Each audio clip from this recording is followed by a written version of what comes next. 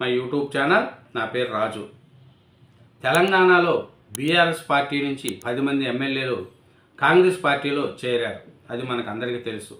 కాంగ్రెస్ పార్టీలో చేరిన తర్వాత బీఆర్ఎస్ పార్టీ కోర్టుకి వెళ్ళి వాళ్ళ మీద అనర్హత వేటు వేయాలనేది కూడా తెలిసింది. అది అనర్హత వేటు వేస్తూ సుప్రీంకోర్టు వరకు వెళ్ళింది. సుప్రీంకోర్టు స్పీకర్కు వాయిదా గడువు ఇచ్చి ఈ లోపల వాళ్ళ మీద అనర్హత ఏటు తేల్చాలనేది కూడా సుప్రీంకోర్టు చెప్పింది. దీని మీద స్పీకర్ 10 మంది ఎమ్మెల్యేలకు నోటీస్ పంపించారు. 10 రోజులు గడువు ఇచ్చారు. ఈ గడువు దగ్గరికి వచ్చే గుడికి ఈ 10 మంది ఎమ్మెల్యేలకు ఏం చేయాలో అర్థం కావట్లేదు. దీని మీద సీఎం రేవంత్ రెడ్డి గారితో భేటీ అయ్యారండి. ఆ భేటీ మీద ఏముంది అనే విషయాలు కూడా మనం తెలుసుకుందాం. అనర్హతపై ముందుకెలా స్పీకర్ నోటీసులు అందుకున్న ఎమ్మెల్యేలతో సీఎం రేవంత్ రెడ్డి భేటీ అయ్యాడు. కృష్ణమోహన్ రెడ్డితో సహా 9 మంది హాజరు. జ్వరం కారణంగా రాలేకపోయిన కడియం శ్రీహరి ఒకరు తప్ప మిగతా 9 మంది హాజరయ్యారు. అనర్హత పిటిషన్ విచారణపై న్యాయ నిపుణులతో ఇంకా చూసుకుంటే ఈ పరిష్కారానికి కూడా సీఎం రేవంత్ రెడ్డి గారు ఏం చెప్తున్నారనేది కూడా మనం ఒకసారి చూద్దాం. అనర్హత పిటిషన్ విచారణలపై ముఖ్యమంత్రి కూడా ఆరా తీశారు. పరిష్కారానికి నిధులు ఇస్తామని ఎమ్మెల్యేలకు రేవంత్ రెడ్డి గారు హామీ ఇచ్చారు. దీంతో ఈ సమావేశంలో ఉప ముఖ్యమంత్రి బట్టి విక్రమార్క గారు, పిసిసి చీఫ్ మహేష్ గౌడ్ గారు, మంత్రులు శ్రీధర్ బాబు, పొంగులేటి శ్రీనివాసరెడ్డి గారు కూడా మాట్లాడారు. ఈ బీఆర్ఎస్ పార్టీ అనర్హత పిటిషన్కు సంబంధించి స్పీకర్ ప్రసాద్ కుమార్ నుంచి నోటీసులు అందుకున్న ఎమ్మెల్యేలు ఆదివారం సీఎం రేవంత్ రెడ్డితో సమావేశమయ్యారు. సీఎం నివాసాల్లో జరిగిన ఈ భేటీకి కడియం శ్రీహరి మినహా 9 మంది ఎమ్మెల్యేలు హాజరయ్యారు. జ్వరం కారణంగా అయినా ఈ సమావేశానికి హాజరు కాలేకపోయారు. అయితే తాను పార్టీ మారలేదంటూ పలుమార్లు ప్రకటించిన గద్వాల ఎమ్మెల్యే బండ్ల కృష్ణమోహన్ రెడ్డి ఈ భేటీకి హాజరయ్యారు. సీఎం రేవంత్ రెడ్డితో పాటు PCC chief Mahesh Kumar Goud, deputy CM బట్టి విక్రమార్క, శాసనసభ వ్యవహారాల మంత్రి శ్రీధర్ బాబు, రెవెన్యూ మంత్రి పొంగులేటి శ్రీనివాసరెడ్డి, పలువురు న్యాయ నిపుణులు కూడా ఈ సమావేశంలో పాల్గొన్నారు. ఈ సందర్భంగా 10 మంది ఎమ్మెల్యే అనర్హత కేసుకు సంబంధించి సుప్రీంకోర్టు ఇచ్చిన తీర్పు, స్పీకర్ నోటీసుల జారీ, ఎమ్మెల్యేలు ఇచ్చిన వివరణ తదితర అంశాలపై న్యాయ నిపుణులతో సమీక్షించారు. అయితే ఇప్పటి వరకు వివరాలు ఇచ్చిన ఎమ్మెల్యేలు తమ పార్టీ మారలేదని, నియోజకవర్గ అభివృద్ధికి నిధులు అడిగేందుకు ముఖ్యమంత్రిని కలిశామనేది కూడా వీళ్ళు చెప్తున్నారు. దీని మీద మన బీఆర్ఎస్ వాళ్ళు ఏమంటున్నారంటే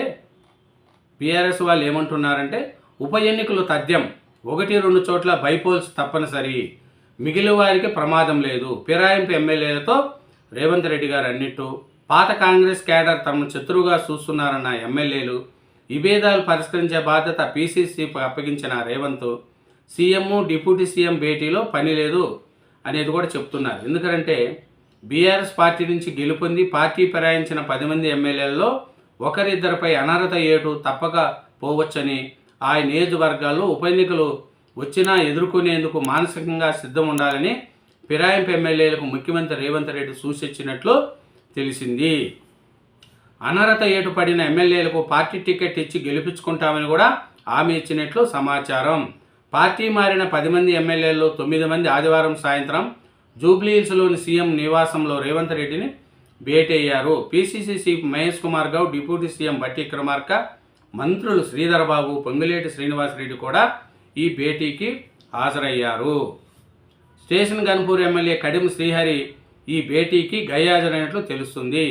ఫిరాయింపు ఎమ్మెల్యేలకు శాసనసభ స్పీకర్ గడ్డం ప్రసాద్ కుమార్ ఇటీవల జారీ చేసిన విషయం తెలిసిందే. ఈ 10 మంది విచారణకు అయితే ఎదుర్కోవాల్సి వస్తుంది అనేది తెలుస్తుంది. ఇంకా వీళ్ళు చూస్తే ఏమిటంటే ఈ వైసీపీ ఈ బీఆర్ఎస్లో నుంచి కాంగ్రెస్లో చేరిన వాళ్ళకు సీఎం రేవంత్ రెడ్డి గారిని కలిశారండి. కలిసి మాకు నిధులు ఇవ్వండి, మా అభివృద్ధి, మా నియోజకవర్గాలకు కూడా నిధులు ఇవ్వండి అనేది కూడా తెలిసింది. అలాగే స్పీకర్ ఇచ్చిన నోటీసులు కూడా సీఎం రేవంత్ రెడ్డి గారి దగ్గర మాట్లాడినట్టు తెలిసింది. దీని మీద రేవంత్ రెడ్డి గారు మాట్లాడుతూ మీకు కావాల్సిన అభివృద్ధి పనులు నిధులు ఇస్తాను అని మీరు తెలుస్తుంది. ఏమిటంటే స్పీకర్ ఇచ్చిన ఈ నోటీసులతో కూడా దీని మీద మాట్లాడినట్టు కూడా తెలిసింది. ఏమిటంటే నియోజకవర్గాల అభివృద్ధి పనులకు అనుమతులు నిధులు ఇవ్వాలని 9 మంది ఎమ్మెల్యేలు సీఎం రేవంత్ రెడ్డి గారిని కోరినట్లు తెలుస్తుంది. 10 మంది ఎమ్మెల్యేలకు శాసనసభ స్పీకర్ ఇటీవల నోటీసు జారీ చేసిన నేపథ్యంలో వారిలో 9 మంది ఆదివారం సాయంత్రం సీఎం నివాసానికి వెళ్ళి రేవంత్తో భేటీ అయ్యారు. స్టేషన్ గన్పూర్ ఎమ్మెల్యే కడియం శ్రీహరి గారు జ్వరం కారణంగా ఆయన హాజరు కాలేదు. ఉప ముఖ్యమంత్రి బట్టి విక్రమార్క, మంత్రులు శ్రీధరబాబు, పొంగులేటి శ్రీనివాసరెడ్డి కూడా ఈ సమావేశంలో పాల్గొన్నారు. ఎమ్మెల్యేలు ఎవరెవరు పాల్గొన్నారనేది ఒకసారి మనం చూసుకుంటే ఎమ్మెల్యేలు దానం నాగేందర్, పోచారం శ్రీనివాసరెడ్డి, బండ్ల కృష్ణమోహన్ రెడ్డి, ప్రకాష్ గౌడ్, తెల్లా వెంకట్రావు, గాంధీ, కాళీ యాదయ్య, సంజయ్, మైపాల్ రెడ్డి ఈ సమావేశానికి హాజరైనట్లు తెలుస్తుంది.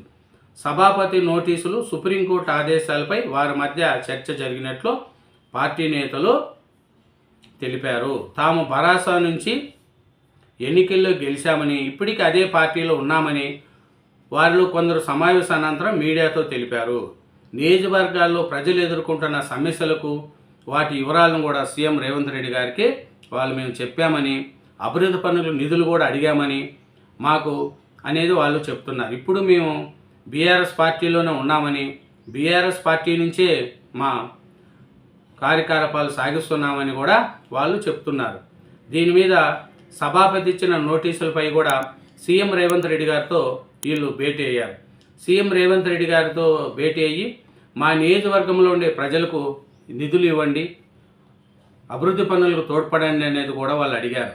ఇప్పుడు వాళ్ళు ఒకటే చెప్తున్నారు, 10 మంది ఎమ్మెల్యేలు, మేము బీఆర్ఎస్ పార్టీలోనే ఉన్నాము, మేము వేరే పార్టీలకు పోలేదు, బీఆర్ఎస్ పార్టీలో గెలిచి బీఆర్ఎస్ పార్టీలో ఉన్నాము, మేము అభివృద్ధి పనులకు మట్టుకే నిధులు అడుగుతున్నామే తప్ప మేమేమి పార్టీ మారలేదనేది కూడా చెప్పారు.